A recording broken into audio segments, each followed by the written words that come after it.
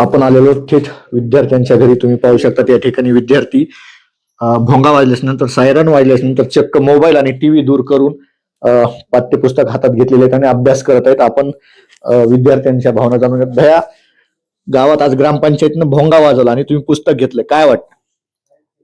कसं वाटतं पुस्तक आज ग्रामपंचायतच्या? आता तुम्ही टीव्ही बघत असताल, मोबाईल बघत असताल, ते सोडून आता मोबाईल बघणं सोडून तुम्ही अभ्यास करताय. हो, खूप भारी वाटतं अभ्यास करतात तर. आनंद वाटतोय. हो, काय दीदी, काय आज कितवीला आहेस तू? मी 11वीला. बर, ग्रामपंचायतनं भोंगा वाजवल्यानंतर तुम्ही अभ्यास करताय, कसं वाटतंय? म्हणजे काय नवीन काहीतरी मोहीम काढल्यानंतर म्हणजे त्या मोहिमेला धरून आम्ही अभ्यास करायला लागलो आणि खूप भारी वाटते. आणि म्हणजे गाव काहीतरी करतंय हे आमच्या विद्यार्थ्यांचं म्हणजे प्रश्न डोक्यात घेऊनच काहीतरी करते. त्यांना कुठेतरी वाटले की अभ्यास लेकरांपासून दूर होत चाललाय. टीव्ही आणि मोबाईल याच्या अतिवापरामुळे म्हणजे विद्यार्थ्यांवर होणारे परिणाम, त्याच्यामधून काहीतरी आपण एक मार्ग काढण्यासाठी हा उपक्रम केलाय का कमीत कमी 2 तास तरी विद्यार्थ्यांचा अभ्यास व्हावा ह्या वेगळ्या गोष्टींच्या व्यतिरिक्त. काय विद्यार्थ्यांना, तुझ्या मैत्रिणींना, मित्रांना काय तू आवाहन करणार? आज ग्रामपंचायतीमधून भोंगे वाजलाय, सायरन वाजलाय, त्यांनी देखील तुझ्यासारखाच अभ्यास करायला पाहिजे, त्यांनी देखील पुस्तकं घेऊन बसलं पाहिजे, मोबाईल आणि टीव्ही बाजूला सारून.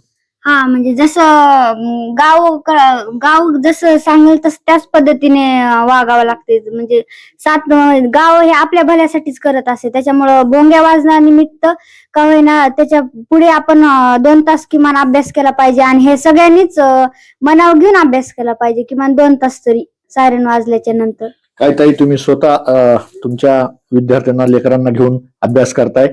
ग्रामपंचायतीनं असा स्तुत्य उपक्रम सुरू केलेला आहे आणि तुम्ही टीव्ही देखील बंद केला. टीव्ही म्हणजे आता तुमचा सिरियलचा टाइम असेल, चांगल्या चांगल्या मालिका लागत असतील आणि त्या मालिका तुम्ही बंद करून विद्यार्थ्यांना, आज तुमच्या मुलांना पुस्तकं आणि तो स्वतः तुम्ही घेऊन बसलेला आहे. सर्वप्रथम ग्रामपंचायतचे आभार मानते की न तोंड वाजवता लेकरं मनानच अभ्यासाला बसलेले आहेत.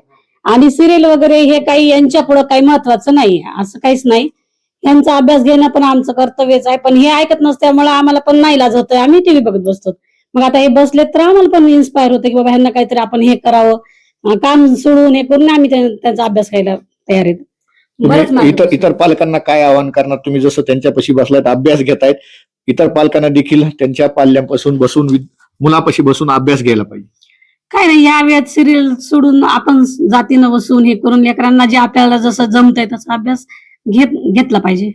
नक्कीच तुम्ही पाहू शकतात, अतिशय सुंदर प्रतिसाद विद्यार्थी आणि त्यांचे पालक देखील देतात.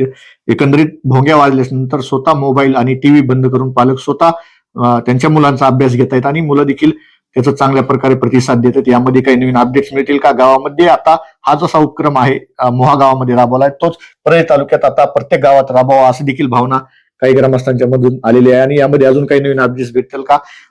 मुलं अजून यामध्ये काही नवीन वेगळा उपक्रम राबवतात का, हे पाहणं महत्त्वाचं ठरणार. कॅमेरामॅन रवीसह मी अशोक लांडे, माऊली न्यूज नेटवर्क, मोहा बीड.